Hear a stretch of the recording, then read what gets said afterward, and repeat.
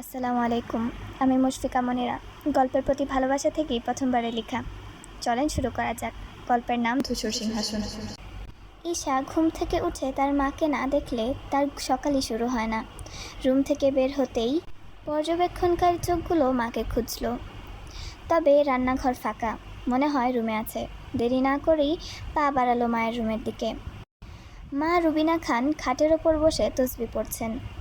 ঈশা মায়ের কাছে গিয়ে বসল। রুবিনা ঈশার কপালে ছোট করে চুমু দিয়ে বললেন, জ্বর কমেছে আম্মু? ঈশা উত্তর দিল, হ্যাঁ কমেছে। আচ্ছা শোনো, ভাইয়া আমাকে নিতে আসছে, আব্বুকে দেখতে যাব, তুমি যাবে না? ঈশার প্রশ্নের উত্তরে শোনা গেল রুবিনা খানের উদাসীন কণ্ঠস্বর, তোরা যা, আমি খাবার নিয়ে দুপুরে একেবারে যাব তোর বাবার কাছে। আর রামিসাও তো আছে তাই না? আমি খাবার নিয়ে জোর না করলে মেয়েটা খেতেই চায় না। গাড়ির হর্ন শুনে ঈশা বেরিয়ে আসে বাহিরে। মেরাজ ড্রাইভিং সিটে বসে আছে। ঈশা বসতেই গাড়ি চলতে শুরু করলো। গন্তব্য হসপিটাল। অন্যদিকে সালাউদ্দিন মির্জা নিজ কক্ষে আরামকে দাঁড়ায় বসা অবস্থায় সিগারেট টানছেন। তিনি চিন্তিত, কেননা তিনি যে বিপদ কাটিয়ে উঠতে চেয়েছেন তা আরও জটিলভাবে জেঁকে বসেছে। বাবাকে রাস্তা থেকে সরাতে না সরাতেই ছেলে হাজির। সালাউদ্দিন মির্জার রাগ নিয়ন্ত্রণের বাহিরে, কোনো মতেই নিজেকে শান্ত রাখতে পারছে না সে।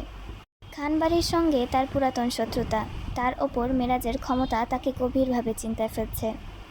এই মেরাজ যে সুবিধার না তা তিনি ভালো করেই জানেন। তবে সালাউদ্দিন মির্জাও কোনো অংশে কম নন। তার এসব চিন্তার মাঝে একজন গার্ড এসে দরজায় কড়া নাড়ে। ভেতরে প্রবেশের অনুমতি চাইল। জাবেদ, লোকটি সালাউদ্দিন মির্জার বিশ্বস্ত। জাবেদের হাতে একটি ফাইল। সে সালাউদ্দিন মির্জার দিকে দৃষ্টি নিক্ষেপ করে বলতে শুরু করলো, মালিক, আমাগো কোম্পানি লসের ওপর দিয়ে যাইতাছে, খবরটা কি ছোট মালিকরে জানানো উচিত না? জাবেরের কথায় চোখ খুলে তাকালেন সালাউদ্দিন। পরক্ষণেই তার মাথায় খেলে গেল এক শয়তানি বুদ্ধি।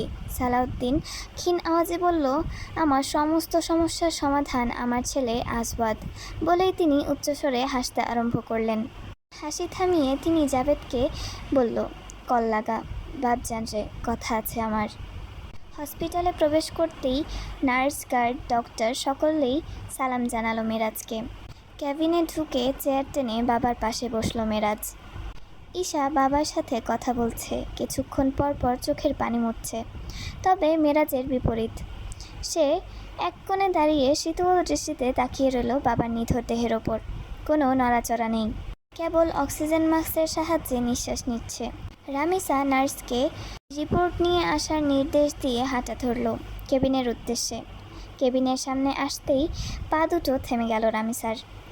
দৃষ্টি থমকে গেছে ভারী ফ্রেমের চশমার আড়ালে থাকা ধূসর চোখ জোড়ায়। সকালের আলোতে ঝিকমিক করছে, যেন অপার্থিব সৌন্দর্যের সহিত এই শ্যামবর্ণের পুরুষটিকে দুনিয়াতে পাঠানো হয়েছে।